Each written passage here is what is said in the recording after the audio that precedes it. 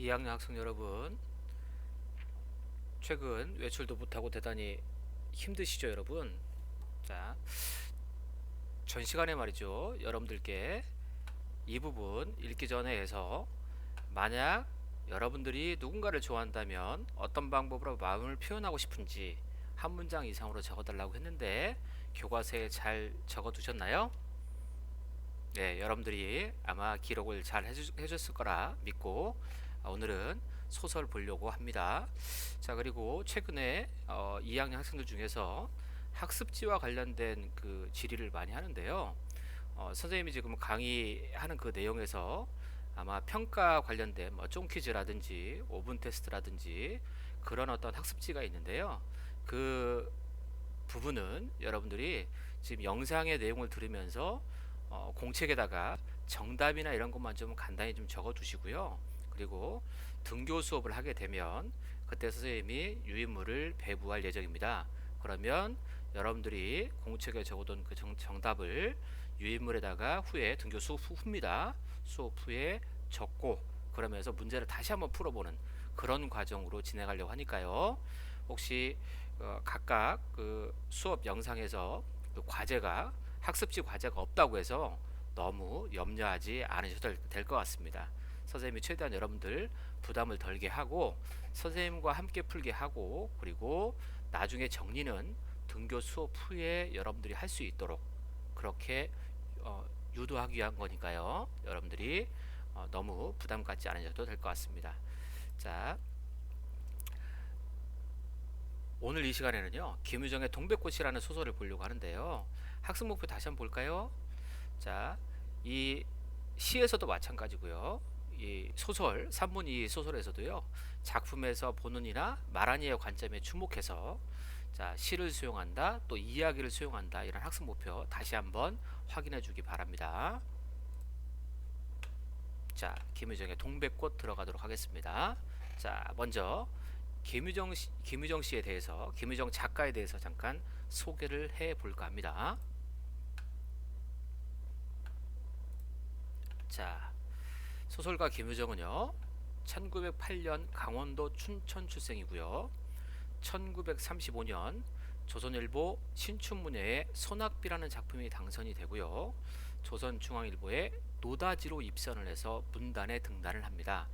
문단에 등단한다 그 얘기는 뭐냐면 정식적인 작가로서 인정받는다라는 거예요. 그리고 1937년 경기도 광주군의 매형집에서 사망하게 되죠. 자, 김유정 작가는 어떻습니까? 대단히 짧은 생애를 살다 가신 분이죠. 자, 이분의 생애를 좀 보도록 하죠. 1920년 서울 제동공립보통학교에 입학하였고요.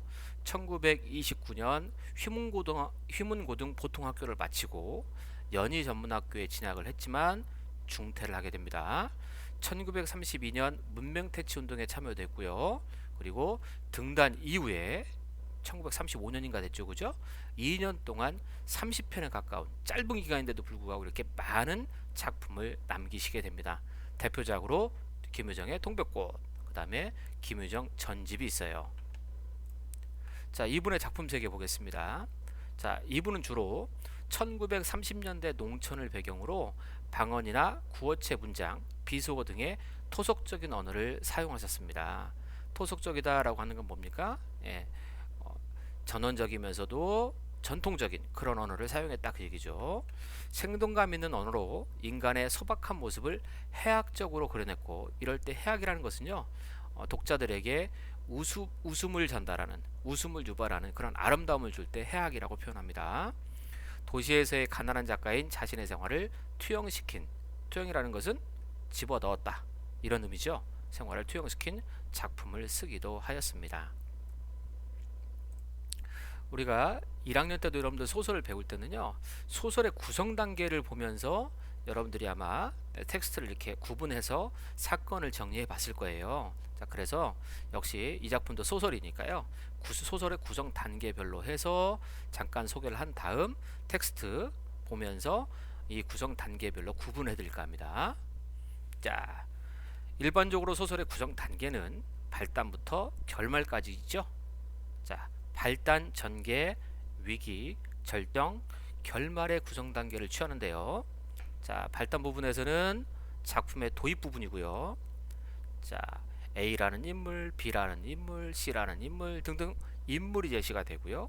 공간적 배경은 어디다? 장소가 어디다? 이 작품 속 세계의 어떤 장소는 어디다? 공간적 배경.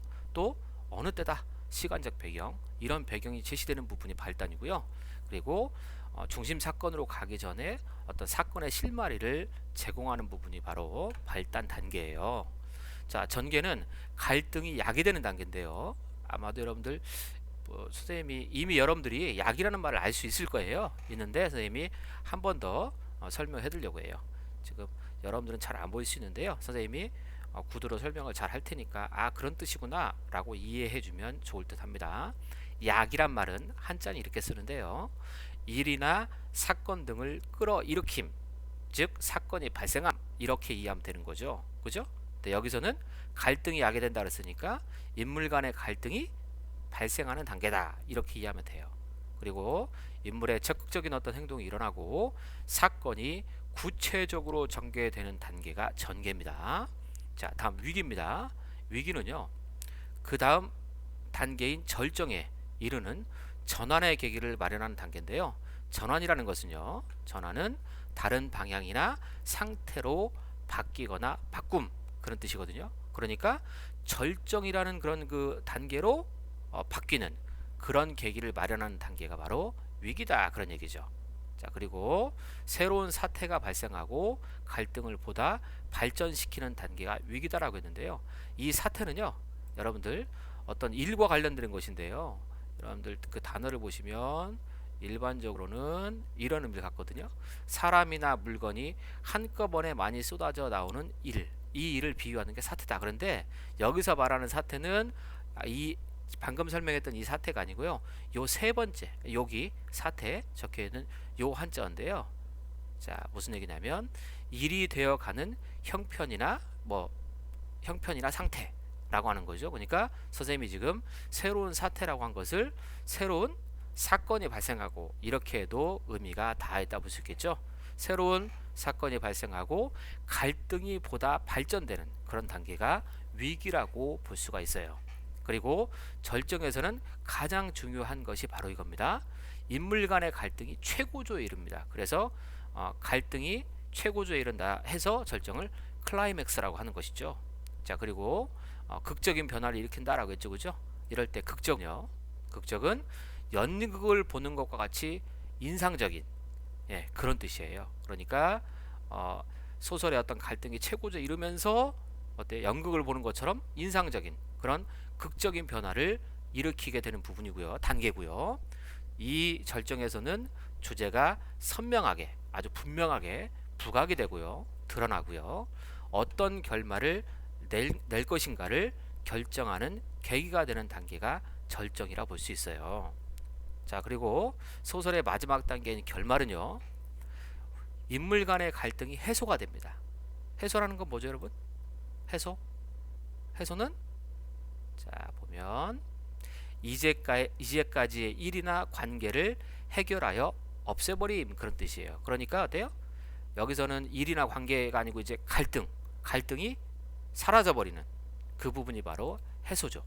갈등 해소된다. 그리고 사건이 마무리되는, 끝나는 단계가 결말이라 볼 수 있어요. 자, 그렇다면 여러분들 동백꽃이라는 작품은 사건이나 인물 간의 어떤 그런 양상, 이런 걸 보면 어디까지가 발단이고 어디까지가 전개고 어디까지가 위기고 어디까지가 절정이고 어디까지가 결말인지 역시 구성 단계별로 나눠볼 필요가 있지 않겠어요? 자, 그렇다면 여러분들 지금 교과서 보시면서 선생님하고 따라갑니다. 자, 구성 단계를 나눠볼 거예요. 자, 그런데요, 여러분들이 산문 같은 경우는 좀 텍스트가 대단히 길잖아요. 이렇게 긴 산문의 경우는 여기 보시면 왼쪽에는 오른쪽에 작은 숫자로 5, 10 적혀 있고요. 그 다음에 오른쪽은 왼쪽에 작은 글자로 작은 숫자로 5, 10 적혀 있거든요. 이게 무슨 얘기냐면요, 이쪽에 이 줄은 다섯 번째 줄이다. 열 번째 줄이다. 역시 오른쪽도 왼쪽에 있는 오는 이쪽에서 다섯 번째 줄이다. 열 번째 줄이다. 그런 얘기예요. 왜 선생님이 이 기호, 이 숫자를 언급했냐면요. 선생님이 발단부터 결말까지 텍스트를 구분을 할 때 선생님이 몇 쪽 몇째 줄 하게 되면 만약에 28쪽에 여섯째 줄이다 라고 하면 여러분들이 5를 기준으로 해서 한 줄만 딱 내려와서 보시면 되는 거예요. 무슨 말씀인지 이해가 되실까요? 네, 좋아요. 자, 그러면 지금부터 소설의 구성 단계상 자, 이 동백꽃 어디서부터 발단이고 어디까지가 결말인지 이 부분을 한번 나누어 보도록 하죠. 자, 오늘도 또 우리 수탉이 막조이였다. 28쪽입니다. 표시할 때는 이렇게, 그 다음에 뭐 끝나는 부분 이렇게, 그죠? 기역자 거꾸로, 니은자 거꾸로, 그죠? 이렇게 표시해서 여기까지 발단 이런 식으로 적어주면 좋을 것 같아요. 자, 당연히 처음부터겠죠? 그러니까 둘째 줄부터죠. 오늘도 여기서부터 발단은 29쪽입니다. 29쪽 볼까요? 예, 다섯째 줄이네 얘기예요. 자, 바짝바짝 내 길을 올리느라고 그랬음에 틀림없을 것이다. 잠시만요. 죄송합니다, 여러분. 한 번만 더 볼게요. 발단은 여기까지네. 일곱째 줄이네. 일곱째 줄 정정합니다. 고놈의 계집애가 요새로 들어서서 왜 나를 못 먹겠다고 그렇게 아르렁거리는지 모른다. 여기까지네요. 왜냐면 이제 나흘 전에서 과거 사건이 들어가기 때문에요. 실제 사건이 전개되는 부분이니까 여기서부터 전개니까요. 발단은 여기 일곱째 줄. 예, 아르렁거리는지 모른다. 여기서부터 그 다음 29쪽 모른다. 여기까지 이렇게 해놓고 발단 적거나 아니면 끝에다가 발단 이렇게 적어주시면 돼요. 발단입니다. 자, 아까 말씀드렸죠. 발단은요. 인물과 배경이 제시가 되고 사건의 실마리를 제공하는 부분이다 라고 말씀을 드렸어요. 자, 그렇다면 전개는 인물 간의 갈등이 생겨나고 사건이 구체적으로 전개되는 부분이라고 했죠. 자, 그러면 전개는 29쪽 8째 줄 나흘 전 감자 조각만 하더라도 여기서부터입니다. 자, 그러면 전개는 어디까지일까요? 이렇게 해주세요. 자, 전개는 자 30쪽 31쪽인데요. 예, 30쪽 끝에까지요. 30쪽 끝에까지 여기까지 이렇게 묶고 전개라고 적어주세요. 전개요. 자, 아까 전개는 갈등이 야기된다. 본격적인 사건이 전개된다. 구체적으로 했었죠. 자, 그렇다면 31쪽 여기서부터 어쩌다 독리어른이 여기서부터가 위기인데요. 위기는 새로운 사건이 발생하고 갈등이 보다 발전되는 부분이다 라고 말씀을 드렸죠. 자, 그렇다면 위기는 31쪽 어쩌다 독리어른이 여기서부터요. 자, 위기가 조금 길어요. 자, 따라와 주세요, 여러분. 자, 위기가 몇 쪽이냐면 37쪽까지 와주세요. 37쪽이요. 37쪽. 자, 선생님은 사건의 전개 양상을 보면서 지금 찾고 있습니다. 자, 몇째 줄이냐면 11째 줄. 오늘 아침에서야 겨우 정신이 든 모양이다. 여기까지 묶어서 위기라고 적어주세요. 위기. 자, 위기입니다. 자, 다음은 절정으로 가는데요. 절정은 인물 간의 갈등이 최고조에 다다른다 라고 했죠. 자, 그렇다면 12째 줄 그랬던 걸 이렇게 오다 보니까 여기서부터요. 여기서부터 절정입니다. 자, 그러면 절정은 어디까지냐? 38쪽으로 와주세요. 38쪽 끝에까지 16째 줄이죠. 여기까지 묶고 절정 적어주세요. 갈등이 최고조에 이른다 라고 했죠. 그죠? 자, 그 다음 자, 나는 비슬비슬 일어나며 여기서부터입니다. 여기서부터 이제 결말인데요. 여기서부터 파묻혀 버렸다. 39쪽 끝에까지 묶어서 결말 적어주세요. 당연히 갈등이 해소가 되고 사건이 끝나는 단계. 그래서 결말이 됩니다. 자, 구성 단계를 잘 나누어 보셨죠? 자, 그렇다면 이제 다시 발단부터 시작을 해볼까 합니다. 자, 교과서 28쪽으로 다시 와주세요. 자, 그 전에 선생님이 이 작품에 대한 소개를 좀 간단히 해볼까 합니다. 아마 여러분들 이 텍스트를 지금 다 읽고 임하는 친구가 많겠죠? 그래요. 만약에 다 읽지 못했다 그러면 오늘 이 시간에 선생님과 함께 분석하는 부분까지 하고 뒷부분은 반드시 교과서 본문을 작품 본문을 읽고 다음 시간에 수업에 임해 주시면 고맙겠습니다. 자, 선생님이 물론 김정의 동백꽃 줄거리는 간단하게 여러분들한테 안내해 드리려고 해요. 여기 보시면 줄거리 애니메이션이라고 되어 있죠. 그죠? 자, 김정의 동백꽃 소개합니다. 농촌을 배경으로 하고 있어요. 공간적 배경 농촌 생각하면 됩니다. 공간적 배경을 농촌으로 하고 있는데요. 사춘기 소년 바로 누굽니까? 나조다. 나하고 그다음에 소녀도 등장하죠. 점순인데요. 사춘기 소년과 소녀의 순박하고 풋풋한 사랑을 그리고 있는 소설입니다. 이 작품에서는요. 점순이의 관심과 애정을 눈치채지 못하는 어수룩한 서술자 나하고요. 집요하고 억척스러운 점순이의 모습이 대조를 이루어 가지고요. 작품의 해악성을 느낄 수가 있어요. 자, 지금 거듭 해악성, 해악이란 말을 거듭 얘기하고 있죠. 그죠? 자, 그렇다면 해악이란 말 한번 그 의미를 선생님 한번 살펴볼까요? 자, 해악은요. 해당하는 한자어 여기네요. 익살스럽고 풍자적인 말이나 행동, 유머 이게 바로 해악이 됩니다. 익살스럽고 풍자스러운 말과 행동 그러면서 유사한 의미로 유머라고 했죠. 그죠? 자, 해악의 뜻 기억해 주세요. 익살스럽고 풍자스러운 말과 행동. 자, 그러니까 작품의 어떤 인물들 있잖아요. 인물들의 말과 행동 이런 것이 어떻습니까? 웃음을 자아낼 때 그럴 때 해악성이 있다라고 얘기하는 거예요. 김유정 작가의 이 소설 작품 세계에서 우리가 가장 크게 볼 수 있는 것이 작품의 해악성이거든요. 여러분들이 이제 사건 전개 양상에 따라서 인물 간의 행동과 말 이런 걸 보게 되면 독자인 여러분들이 자연스럽게 웃음이 나올 수 있어요. 그리고 어떤 때는 어수룩하게 그런 것도 모르지 하면서 여러분들이 뭡니까? 웃음이 나오는.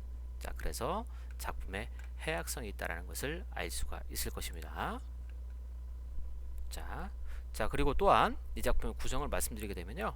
자, 현재 사건이 진행이 되다가 자, 나흘 전 사건으로 간다든지 과거로 갔다가 또 다시 현재로 왔다가 이런 역순행적 구성으로 이루어져 있어요.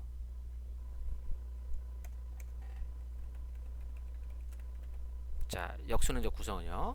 자, 순행적 구성은 시간적 순서에 따라 쭉 사건이 전개되는 거예요. 그러니까 그제부터 어제, 오늘 그리고 또 뭐 미래였던 일을 좀 상상한다는 하게 되면 내일 이런 식으로 시간적 순서에 의한 소설의 구성을 순행적 구성 이렇게 표현하는 반면 현재에서 과거로 갔다가 다시 현재로 왔다든지 이런 식으로 과거와 현재를 넘나드는 그런 구성을 역순행적 구성이라고 합니다. 자, 이 작품에서는 과거, 현재부터 할까요? 현재, 과거, 현재 이런 식으로 사건이 진행이 되거든요. 이해가 되실까요? 역순행적 구성, 소설의 구성도 중요하다는 점 말씀을 드립니다. 자, 그러면 이 작품의 전체 줄거리, 자, 전체 사건을 한번 보도록 하죠. 여러분들 잘 보시고요. 그리고 아까도 말씀드렸지만 오늘 텍스트 분석한 그 이후의 것은 교과서 본문은 꼭 다음 시간까지 읽고 이 영상 다시 시청해 주시면 대단히 고맙겠습니다. 동백꽃 김유정. 내가 점심을 먹고 나무를 하러 갈 양으로 나올 때이었다. 이번에도 점순이가 쌈을 붙여놨을 것이다. 나흘 전 감자 쪼간만 하더라도 나는 저에게 조금도 잘못한 것은 없다. 계집애가 나 물타리 엮는데 발소리를 죽여가지고 등 뒤로 살며시 와서 얘, 너 혼자만 일하니? 그럼 혼자 하지 때로 하디? 너 일하기 좋니? 한여름이나 되거든 하지. 벌써 울타리를 하니? 잔소리를 두루 늘어놓다가 남이 들을까봐 손으로 입을 틀어막고는 그 속에서 깔깔댄다. 게다가 조금 뒤에는 제 집게를 할금할금 돌아다 보더니 행주치마의 속으로 꼈던 바른 손을 뽑아서 나의 턱 밑으로 불쑥 내미는 것이다. 언제 구웠는지 아직도 더운 김이 획 끼치는 굵은 감자 3개가 손에 뿌듯이 쥐었다. 너 집엔 이거 없지? 하고 제가 준 것을 남이 알면 큰일 날 테니 여기서 얼른 먹어버리란다. 그리고 또 하는 소리가 너 봄 감자가 맛있단다. 난 감자 안 먹는다. 니나 먹어라. 나는 고개도 돌리지 않고 일하던 손으로 그 감자를 도로 어깨너머로 쑥 밀어버렸다. 그래도 가는 기색이 없고 새근새근하고 심상치 않게 숨소리가 점점 거칠어진다. 그때야 돌아다 보니 눈에 독을 올리고 한참 나를 요렇게 쏘아보더니 나중에는 눈물까지 어리는 것이 아니냐. 바구니를 다시 집어들더니 논둑으로 힝하게 달아나는 것이다. 눈물을 흘리고 간 그 다음날 저녁나절이었다. 이놈의 닭! 죽어라! 죽어라!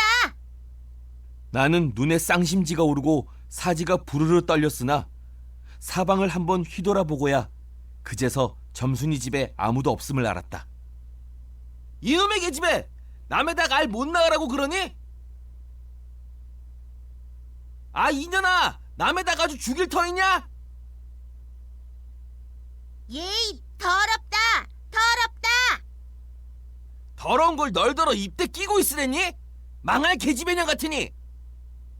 그리고 나의 등 뒤를 향하여 나에게만 들릴 듯 말 듯한 음성으로 이 바보 녀석아! 얘, 너 배내 병신이지? 그만둬 좋으련만. 얘, 너 아버지가 고자라지? 뭐? 울 아버지가 그래 고자야? 욕을 이토록 먹어가면서도 대거리 한마디 못하는 걸 생각하니 분하고 급기야는 두 눈에 눈물까지 불끈 내솟는다. 그러나 점순이의 치매는 이것뿐이 아니다. 점순이는 사람들이 없으면 틈틈이 제 집 수탉을 몰고 와서 우리 수탉과 쌈을 붙여놓는다. 이렇게 되면 나도 다른 배채를 차리지 않을 수 없다. 하루는 우리 수탉을 붙들어가지고 넌지시 장독계로 갔다. 쌈딸에게 고추장을 먹이면 병든 황소가 살모사를 먹고 용을 쓰는 것처럼 기운이 뻗친다 한다. 장독에서 고추장 한 접시를 떠서 닭 주둥아리깨로 들이밀고 먹여보았다. 나는 점순네 수탉이 노는 밭으로 가서 닭을 내려놓고 가만히 맥을 보았다. 처음에는 아무 보람이 없다. 그러나 한 번은 어쩐 일인지 용을 쓰고 펄쩍 뛰더니 발톱으로 눈을 하비고 내려오며 면두를 쪼았다. 잘한다! 잘한다! 그러나 얼마 되지 않아서 큰 닭이 한 번 쪼인 안가품으로 호들갑스레 연거푸 쪼는 서슬에 우리 수탉은 찔끔 못하고 막 골른다. 나는 보다 못하여 덤벼들어서 우리 수탉을 붙들어가지고 도로 집으로 들어왔다. 나는 할 일 없이 닭을 반드시 눕히고 그 입에다 권련 물뿌리를 물리었다. 그리고 고추장 물을 타서 그 구멍으로 조금씩 들이부었다. 그러나 싱싱하던 닭이 왜 그런지 고개를 살며시 뒤틀고는 소나귀에서 뻗어지는 것이 아닌가. 아버지가 볼까 봐서 얼른 회에다 감추어 두었더니 오늘 아침에서야 겨우 정신이 든 모양 같다. 그랬던 걸 이렇게 오다 보니까 또 쌈을 붙여놨으니 나는 다시 닭을 잡아다 가두고 염려는 스러우나 그렇다고 산으로 나무를 하러 가지 않을 수도 없는 형편이었다. 나는 싱둥벙둥 나무를 지고는 불이 나게 내려왔다. 거지반 집에 다 내려와서 나는 호두기 소리를 듣고 발이 딱 멈추었다. 노란 동백꽃 틈에 끼어 앉아서 점순이가 청승맞기 실이 호두기를 불고 있는 것이다. 그보다 더 놀란 것은 그 앞에서 또 푸드덕 푸드덕 하고 들리는 달개 횟소리다. 나는 허둥지둥 달려들었다. 나는 대뜸 달려들어서 나도 모르는 사이에 큰 수탉을 단매로 때려 엎었다. 닭은 푹 엎어진 채 다리 하나 꼼짝 못하고 그대로 죽어버렸다. 그리고 나는 멍하니 섰다가 점순이가 매섭게 눈을 홉뜨고 닥치는 바람에 뒤로 벌렁 나자빠졌다. 이놈아, 너 왜 남의 닭을 때려 죽이니? 그럼 어때? 하고 일어나다가 뭐 이 자식아? 누집 닭인데. 하고 복장을 떠미는 바람에 다시 벌렁 자빠졌다.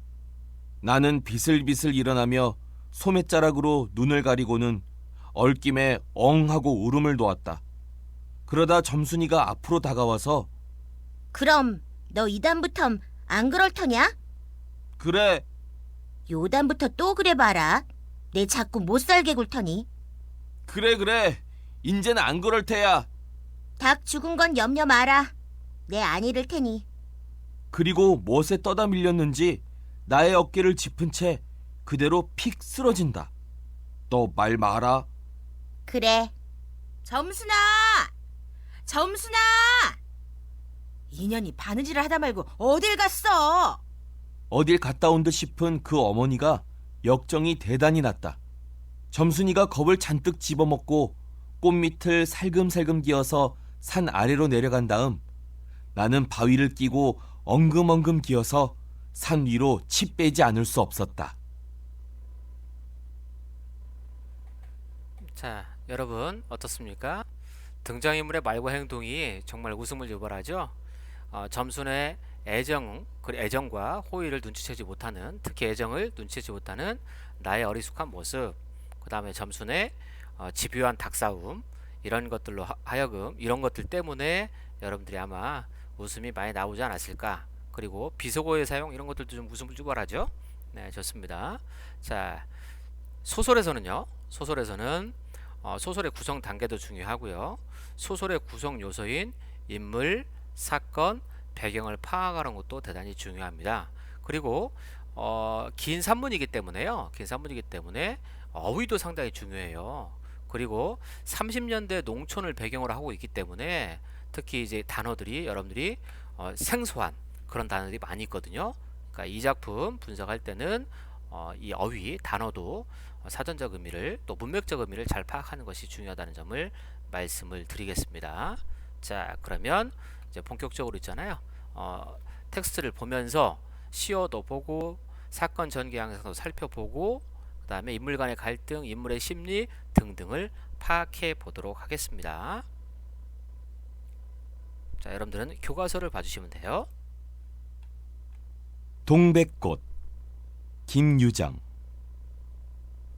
오늘도 또 우리 수탉이 막 쪼이었다. 자, 지금 첫 번째 줄인데요. 방금 자, 첫 번째 줄. 오늘도 또 우리 수탉이 막 쪼이었다. 이 부분에 밑줄을 쳐주세요. 자, 지금 오늘도 라고 했죠? 오늘도입니다.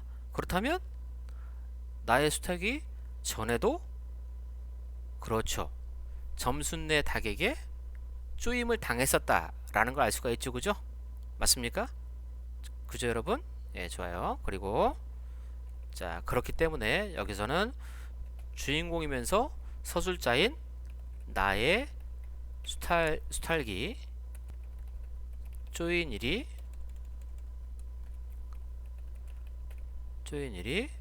처음이 아니라는 것을 알 수 있게 하는 부분이죠. 알 수 있습니다. 자, 그리고 뒤에 내가 라고 나오죠. 그죠? 예, 내가 라고 할 때 나가 있는데요. 자, 내에다가 밑줄 쳐볼까요? 내에다가 밑줄 치시면요.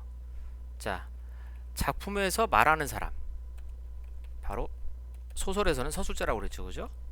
자, 서술자이면서 나가 어때요? 주인공이죠. 그죠? 자, 이렇게 정리하세요. 자, 내가 점심을 먹고 할 때 바로 내, 즉 나를 통해서 이 사건을 이끌어가는 사람이 바로 나이면서 그러면서 주인공이 되고 있다. 이렇게 알 수 있죠. 자, 작품만에서 말하고 있는 서술자 나고요. 자, 그리고 인물 사이에서 주인공이 되고 있는 것도 역시 나다. 이렇게 알 수가 있습니다. 자, 정리를 잘 해주시고요.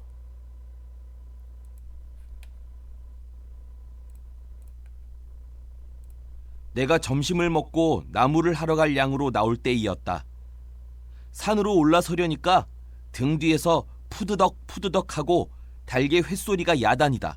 자, 생소한 단어가 나오죠. 횟소리라고 되어 있는데요. 이 횟소리는 닭이 날갯짓을 하면서 회 막대기를 치는 소리. 그죠? 이게 바로 횟소리라고 합니다. 자, 닭이 날갯짓으로 회 막대기를 치는 소리. 이게 바로 횟소리죠. 날갯짓으로 푸덕거리는 소리. 이렇게 해도 이해해도 좋을 듯 합니다.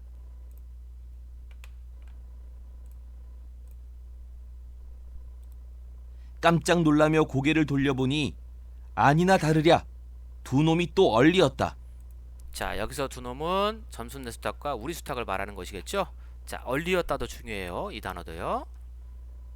자, 어울리다 이 말에 준말이라고 되어 있네요. 그죠? 자, 두 놈이 어울렸다. 기억해 주시고요. 문맥적으로 본다면 두 놈이 또 싸움이 붙었다. 이렇게 이해해 볼 수 있는 것이죠.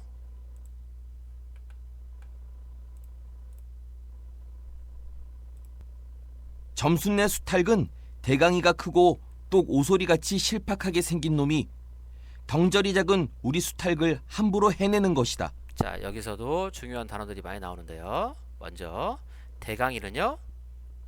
문맥적으로는 좀 알겠죠, 그죠? 그렇죠. 닭의 머리를 속되게 이르는 말입니다. 자, 그리고 자, 실팍하게 생긴 놈은 누구 닭이죠? 점순내 수탉이죠. 실팍하다라는 표현도 기억해 주세요. 매우 실하다. 보기에 매우 실하다. 그런 뜻인데요. 여기 예문도 보죠. 그는 실팍한 몸집인데도 쌀 한 가마를 제대로 못 옮겼다. 쉽게 표현하면 덩치값을 못한다. 뭐 그런 의미가 되겠네요. 자, 그리고 덩절이란 말도 있죠, 그죠? 자, 이것은 몸집이란 말을 얕잡아서 이르는 말이 덩절입니다.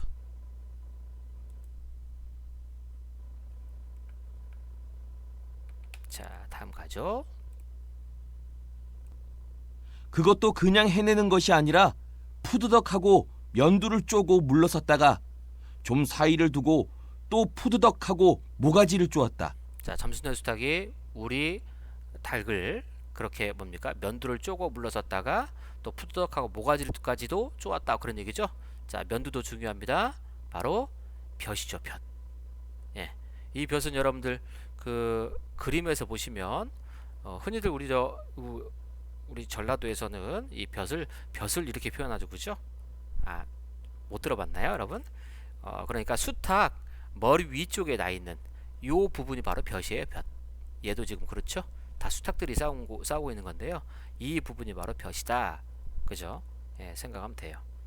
자, 이 벼의 방언이 바로 면두입니다.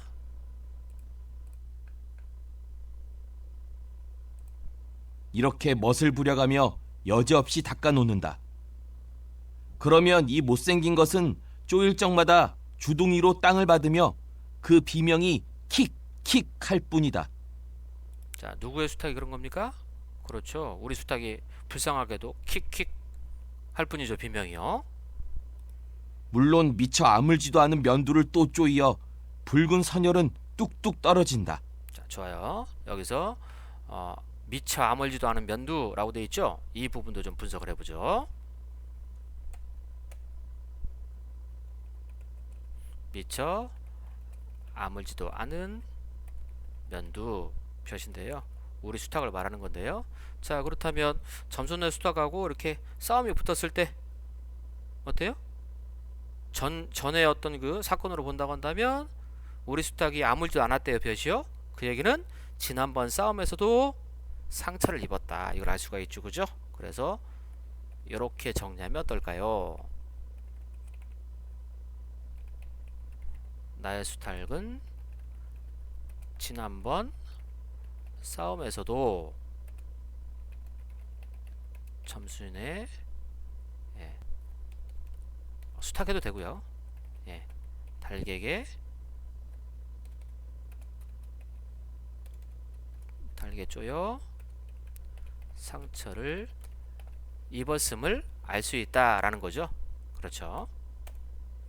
자, 불쌍한 우리 닭입니다. 내 닭이죠, 주인공이요. 이걸 가만히 내려다보자니 내 대강이가 터져서 피가 흐르는 것 같이 두 눈에서 불이 번쩍 난다. 자, 여기서 나의 심리를 알 수가 있죠. 이걸 가만히 내려다보자니 내 대강이가 터져서 내 머리가 터져서 피가 흐르는 것 같이 두 눈에서 불이 번쩍 난다. 이 부분 밑줄 쳐주세요. 자, 여기에서 자, 이걸에서부터 예, 번쩍 난다. 자, 여기에서 나의 심리를 알 수가 있네요. 그죠? 어때요? 나의 술탁이 점순이네 수탉에게 쪼이는 모습을 보면서 나는 어떤 심리에 있다? 화가 나 있다. 그렇죠. 화가 남, 나의 심리. 소설을 분석할 때, 작품을 분석할 때, 감상할 때는요, 인물의 심리도 대단히 중요하다는 점 말씀을 드립니다. 자,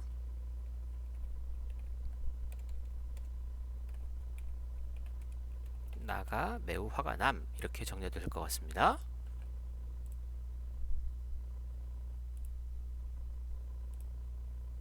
대뜸 지게 막대기를 메고 달려들어 점순네 닭을 후려칠까 하다가 생각을 고쳐먹고 헛매질로 떼어만 놓았다.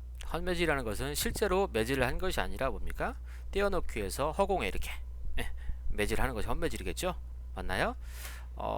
조금 더 사건이 전개되면 여러분 알겠습니다만 점순과 나는 계층적 또는 신분적 차이가 있어요. 마름의 딸인 점순과 수당농의 아들인 이 나, 그렇기 때문에 높은 그 신분인 마름의 딸 그 닭을 함부로 하지 못하는 겁니다. 자, 후에도 다시 설명을 드릴게요. 인물 간의 관계입니다. 이번에도 점순이가 쌈을 붙여놨을 것이다. 바짝바짝 내 기를 올리느라고 그랬음에 틀림없을 것이다. 고놈의 계집애가 요새로 들어서서 왜 나를 못 먹겠다고 그렇게 아르렁거리는지 모른다. 자, 못 먹겠다, 나를 못 잡아 먹겠다고 그렇게 아르렁거리지 모른다 라고 되어 있죠. 자, 이 부분도 여러분들 밑줄을 쳐주세요. 자, 29쪽 여섯째 줄, 고놈의 계집애가